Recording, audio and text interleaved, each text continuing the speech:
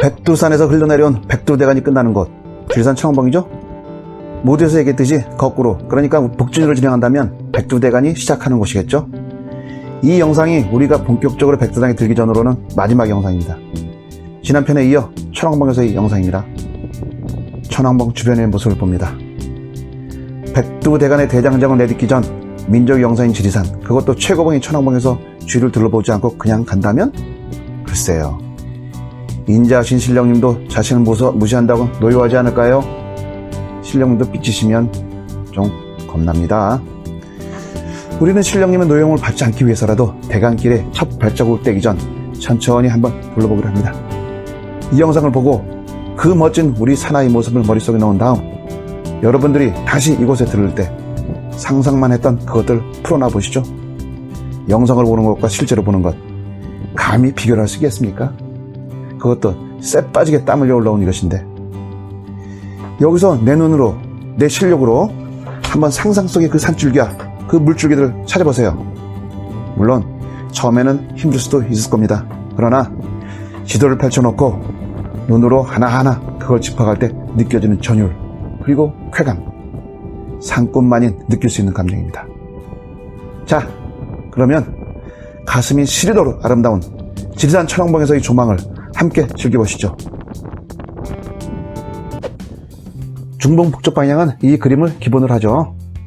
이 천왕봉에서 덕천지명이 가지를 치는데, 덕천지명이라는 노선 개념은 이따가 자세히 보기로 하고, 우선 봉우리를 보면 중봉과 하봉, 그리고 두리봉이 보이고 추송리가 있는 임천 건너 법화산이 보입니다.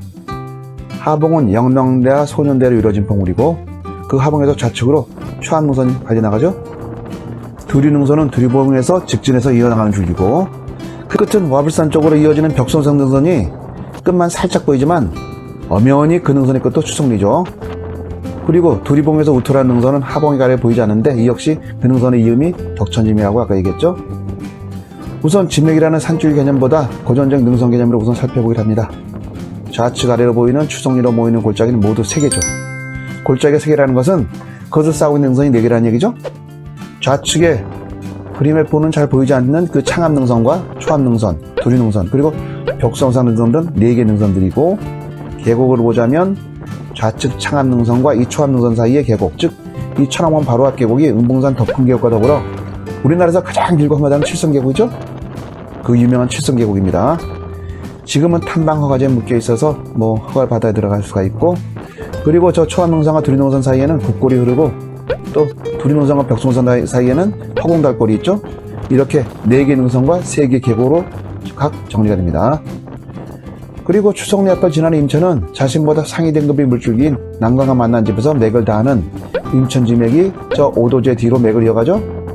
즉 오도제 그 좌측이 오도봉인데, 그 뒤로 임천지맥을 떨어져서 지안제를 넘어 화장산 방향으로 진행을 하게 되는데, 여기서는 저 법화산 라인에 막혀 조망이 안 되죠. 그 오도제에는 지리산 주일관문이라는 큰 문이 있습니다. 한편 저 임천지맥은 우리가 대간길을 진행하면서 그 고남산지나 복성리자에서 봉화산을 오른 다음에 그 대간길에서 저 임천지맥이 가지치는 현장을 바로 목격하게 될 것입니다. 그때 신당협에서는 이 임천지맥을 연비지맥이라 부르는데, 그 둘이 상이점에 대해서도 알아볼 것입니다.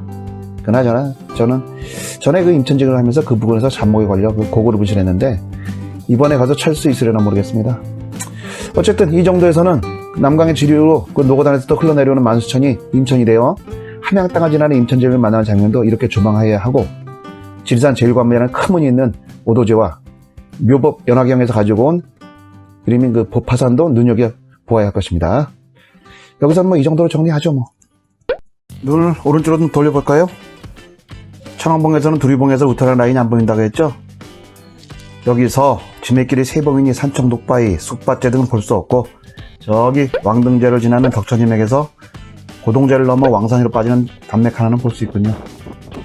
다만 여기서는 날씨만 허락해준다면 멀리 남강지맥의 황매산도 볼 수 있다는 것이 자랑입니다. 그런데 오늘은 날씨 탓에 가해산이니 수도산, 그리고 남덕이 등도 볼 수 없다는 게 참 불만입니다. 덕천지맥의 흐름이라, 자 어디 봅시다. 왕등제를 지난 지맥의 흐름은 마이 기대봉을 지나서 반머제를 통과하는 59번 도로를 지나 웅석봉으로 올라섭니다. 저 웅석봉이 이 덕천지맥의 중심이 되는 봉우리죠. 그래서 신상표에서는 이 지맥을 웅석지맥이라고 부릅니다. 어쨌든 대가를 걸으면서 산줄 공부도 꽤 차는 공부를 하고 있는 우리는 지맥이니 뭐니 하는 산줄기 얘기가 나오면 무조건 떠올려야 하는 것? 그렇죠? 일산줄기 대 일무줄기 법칙. 그러니 덕천지맥 하면 자연적으로 우리가 떠올려야 하는 것은 그렇죠? 덕천강입니다. 그러면 이제 나머지는 몰라도 대강 통밥으로 다 찾을 수가 있죠? 이 덕천지맥은 어디서 끝난다? 그렇죠. 간단하게 덕천강과 덕천강보다 상위 등급의 강이 많은 합수점에서 덕천지맥은 금액을 다하게 되어 있죠. 쥐돌 찾아보면 뭐 금방 답이 나오죠. 뭐 상위 등급의 물줄기는 바로 남강이고 그 덕천강이 남강과 만나는 곳, 예, 바로 진양호죠. 그 진양호가 바로 두 물줄기가 만나는 합수점이죠. 그걸 알고 보면 간단합니다. 자, 그럼 처음부터 볼까요?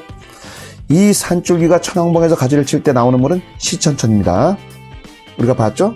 그리고 중봉과 하봉 사이에는 그 조개골에서 발원하는 물줄기는 바로 덕천강이고, 시천천은 시천단맥, 즉 황금능선을 책임지는 물줄기였죠? 이 시천천은 원리교에서 덕천강에 합류가 되면 이미 살펴봤었고, 뭐 아직도 잘 모르겠으면 그냥 통과. 또 나옵니다. 네. 이제 그러면 산줄 흐름을 봅니다. 천왕봉을 출발한 덕천지맥은 우선 앞에 중봉을 지나 하봉, 두리봉, 왕등제, 깊대봉, 반머리제, 그러고는 웅속봉이라고 그랬죠? 그런데 저 웅속봉까지는 사실 간단합니다. 그 우측의 산책이들이 좀 복잡하다고 얘기했죠? 지난번 지리태극 종족 얘기 때 나왔던 얘기들이 여기서 지금 또 나오는 겁니다. 지리태극에는 4가지가 있더랬죠? 남강태극, 진양태극, 이방태극, 그리고 정통태극길인 수양태극. 이를 태극 중심에는 저 웅속봉이 있다고 그랬고, 남강태극은 저 웅속봉에서 갈라져 석대선 쪽으로 넘어가고, 진양태극은 마건단봉 앞에서 백운산 쪽으로 넘어가고, 그리고 수양태극은 마건단봉에서 직진하여 수양산 방향으로, 그리고 이방태극은 마건단봉에서 이 앞쪽으로 왔다가 우측 이방산 방향으로 우투라는 모습이 확연하게 보이죠? 자, 그럼 태극 코스를 정리합니다. 구 인호를 들머리로 출발했다면 태극 코스는 서분흥선을 거쳐 지리주릉, 그리고 이 동문흥선 방향으로 가다가 저 웅속봉에서 다 갈리게끔 되는데, 이게 보이시죠? 하지만 덕천지맥을 하는 지맥군들은 진양태극과 같은 경로로 진행을 하다가 남강과 덕천강의 합수점까지 가는데, 진양태극 종주자들은 진양호의 금성교까지 가는 점이 서로 다르죠? 아니 뭐 현호가 이렇게 무슨 쓰잘데없는 소리 얘기를 이렇게 하는가 하는 생각이 드신다고요?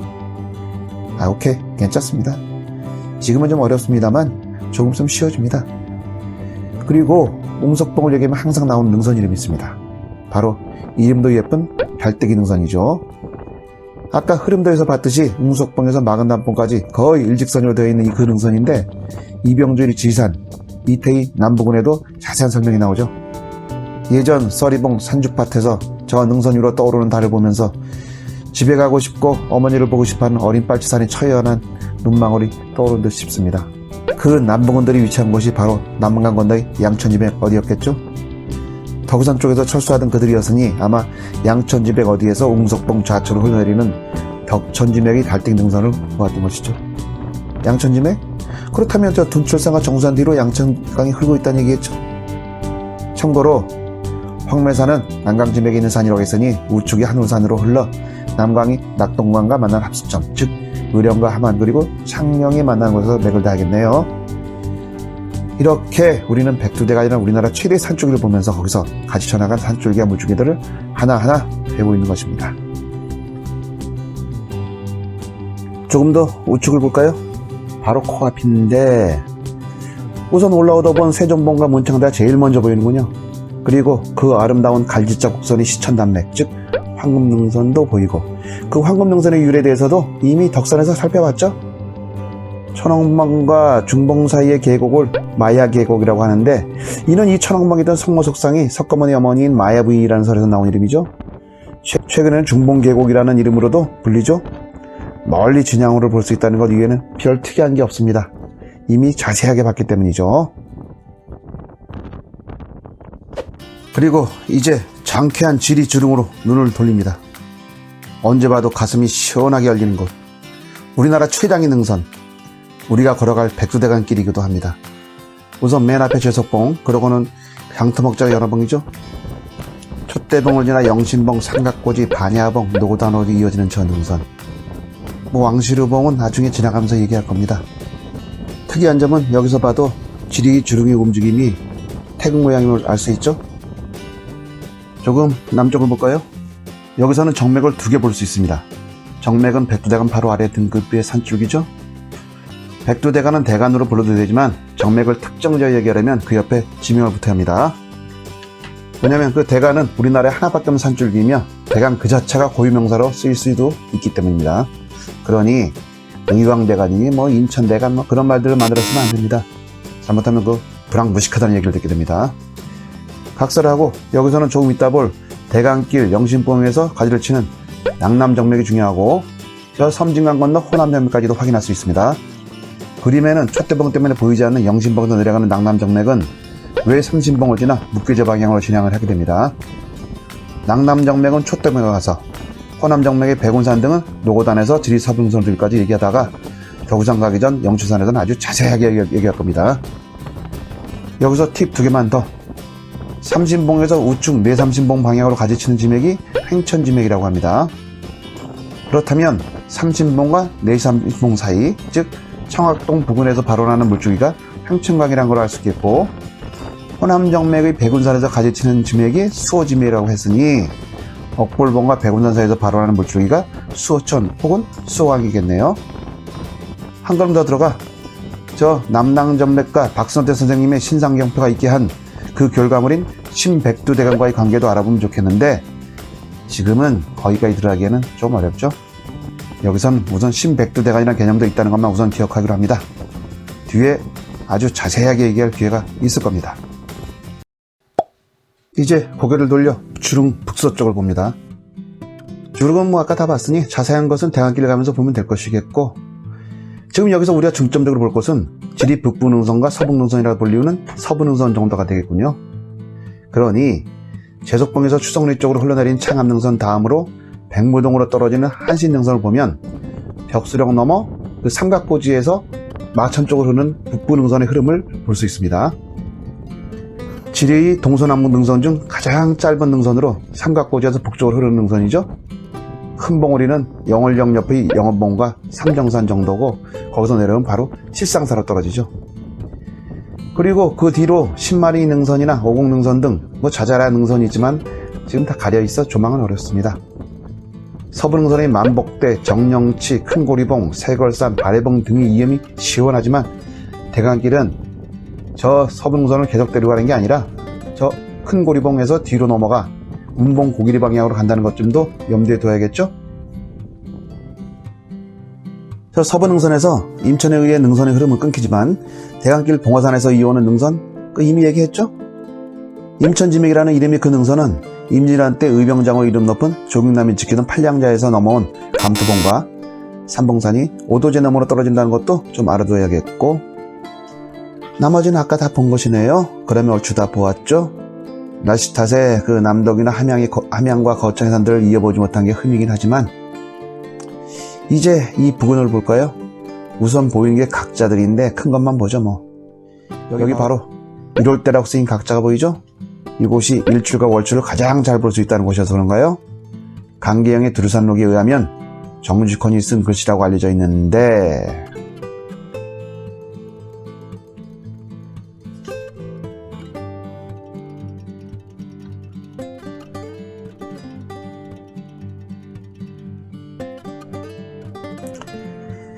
이런 글을 보면 남명 선생의 말이 떠오릅니다. 선생께서는 늘 이런 걸 보고는 못마땅하게 여기면서 바위에 이름을 새겨 자신을 만고에 알리려는 선비 정신, 아주 못마땅히 여겼던 것이죠. 그리고 천주라, 천왕봉이 하늘을 바치는 기둥이라고 했으니 천주겠고, 그리고 이 각자 아래, 바로 아래가 그 사설신사인 성모사라는 사당이 있던 자리죠. 노고단에는 국제신사, 즉 나라에서 만든 그 남학사라는 신사가 있었던 반면 이 천왕봉에는 그 개인이 만들고 운영했던 사설신사인 성모사가 있었던 곳이란 얘기죠. 대피소 역할도 겸했던 이 성모사는 굿당의 성격이 강했던 곳이죠. 당시 유학자들은 이 성모묘 혹은 성모사를 음살하여 질시하였었습니다. 김일성 같은 이는 여기 있던 성모석상을 마해분이라고 하는 말은 거짓이라고 단언하죠. 성모석상, 아까 얘기했죠? 천왕모사에서 본 성모석상, 바로 이곳이 그 성모석상이 있었던 곳입니다. 이 석상과 관련해 또 다른 얘기를 한번 들어보면 이 지리산은 신라 박혁거의 어머니인 천도성모와 석가모니 어머니인 마여빈, 그리고 고려 태조왕건의 어머니인 유숙황후가 노고단의 마관매와 더불어 지리산의 성모신앙의 중심되었죠. 이 성모신앙은 하늘이 아버지라면 땅은 어머니라는 그 지모사상을 근간으로 발전했는데, 이 지모신앙이 무속신앙과 결합되면서 산악숭배사상과 밀착되게 되는 것이었죠.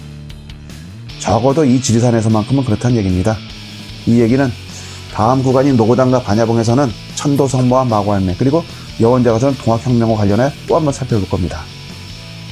자, 이제 천왕봉을 떠나면서 본격적으로 백두대간의 품에 들기로 합니다.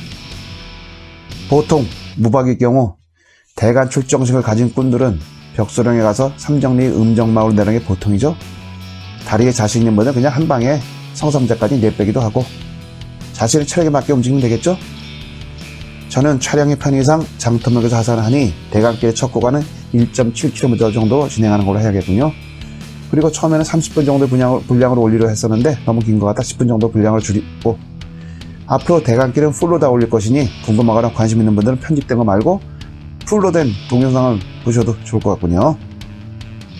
천왕봉을 떠나면서 남명 선생님의 시를 한 수 감상하고 떠납니다. 정간 천석종, 원컨대 천석들이 큰 정을 보고 싶었네.